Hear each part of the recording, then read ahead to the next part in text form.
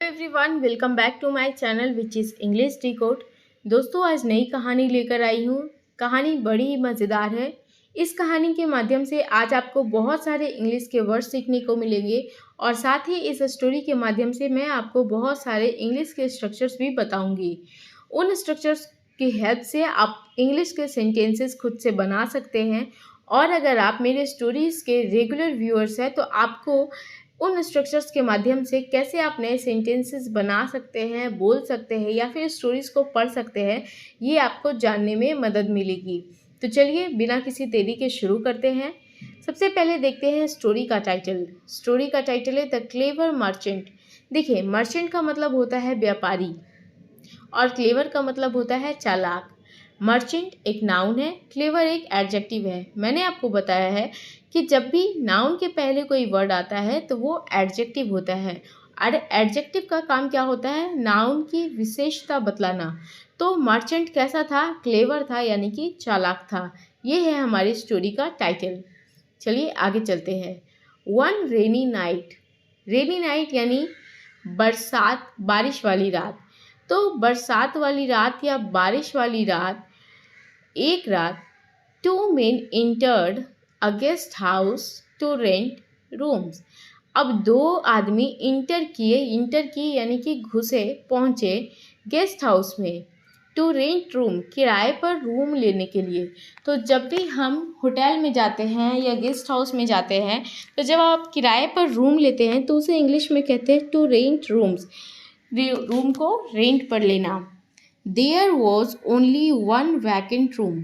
There was, अब देखिए वहाँ पर क्या था? Only one vacant room. Vacant का मतलब क्या होता है? खाली।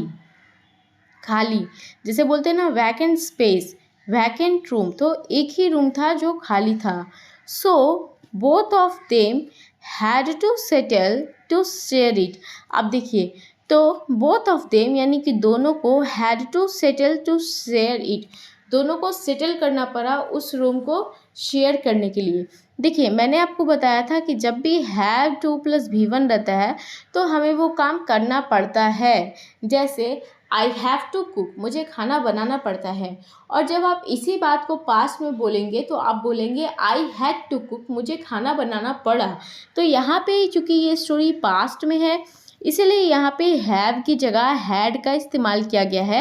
हैड टू सेटल मतलब उनको एक ही रूम में शेयर होना पड़ा, एक ही रूम में सेटल होना पड़ा। Actually one of them was a thief.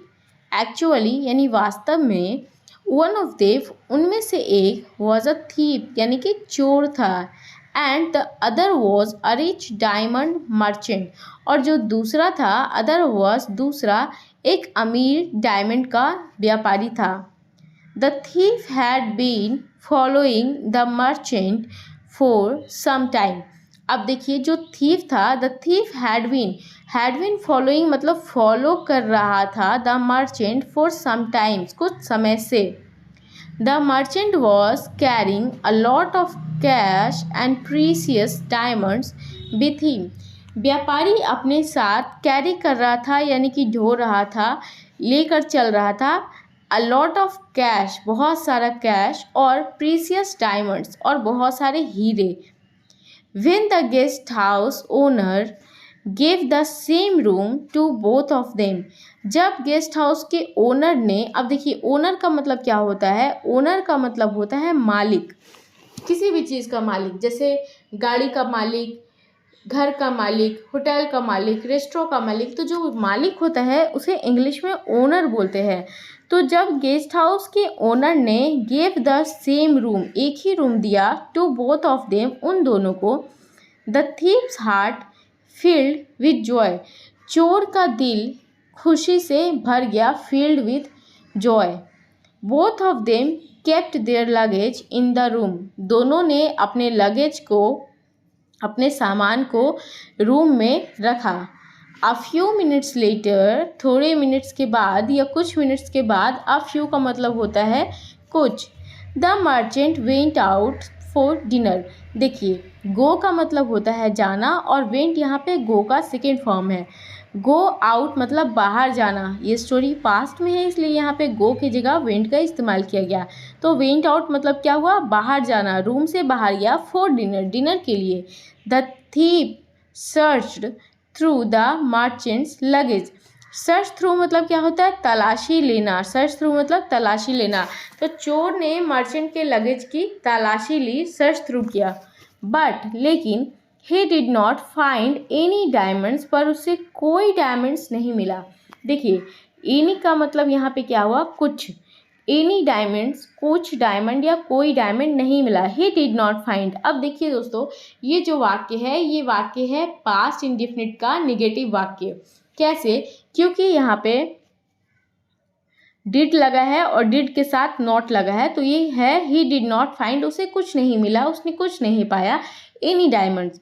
सून जल्द ही द मर्चेंट व्यापारी रिटर्न्ड वापस लौट आया, and both of them went to sleep और दोनों सोने के लिए चले गए। गो टू स्लीप यानी सोने जाना, वेंट टू स्लीप क्योंकि यहाँ पे ये जो स्टोरी है पास्ट में है इसलिए यहाँ पे गो की जगह वेंट का इस्तेमाल हुआ है। वेंट टू स्लीप यानी सोने चले गए।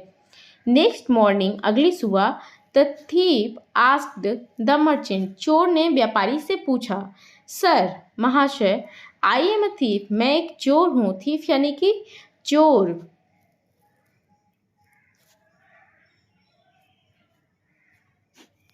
आई was trying to steal your diamonds, मैं आपका डायमंड चुराने के लिए कोशिश कर रहा था। ट्राई यानी कि कोशिश करना, स्टील यानी कि चुराना, डायमंड यानी कि हीरे। But I did not find them in your bag, पर मैं उन्हें, उन डायमंड्स को डिड नॉट फाइंड देम। अब देखिए यहाँ पे ये जो देम आया है, देम यहाँ पे एक प्रोनाउन है, एक प्लूरल प्रोनाउन है जो किसके लिए आया है, डायमंड्स के लिए आया है। क्योंकि चोर बता रहा है I did not find them, मैं उसे नहीं पा सका, इन योर बैग, आपके बैग में। द मर्चेंट स्माइल, मर्चेंट ने स्माइल किया, मुस्कुराया, एंड सेड कहा, the diamonds are kept in your bag, diamonds तुम्हारे बैग में रखे हुए थे। The diamonds are kept, diamond तुम्हारे बैग में रखे हुए थे। डायमंड्स आर केप्ट, डायमंड रखे हुए थे, कहाँ रखे हुए थे, इन योर बैग्स, तुम्हारे बैग में। आई न्यू, मैं जानता था, न्यू यानी कि जानना, जो कि नो का सेकेंड फॉर्म है। That you would never search there, तुम वहाँ सर्च नहीं करोगे। नेवर यानी नहीं करोगे, कभी नहीं करोगे। मैं जानता था कि तुम वहाँ सर्च कभी नहीं करोगे। तो ये थी एक चालाक व्यापारी की कहानी, कैसे उसने अपनी चालाकी से अपने कीमती हीरे और कैश को चोर से बचाया। तो दोस्तों ये थी हमारी आज की स्टोरी। यदि आपको ये स्टोरी से कुछ सीखने को मिला हो तो प्लीज़ इसे अपने दोस्तों के साथ भी शेयर कीजिएगा ताकि उन्हें भी कुछ फ़ायदा हो। आज के लिए बस इतना ही गाइस, मिलते हैं नेक्स्ट वीडियो में, तब तक के लिए धन्यवाद।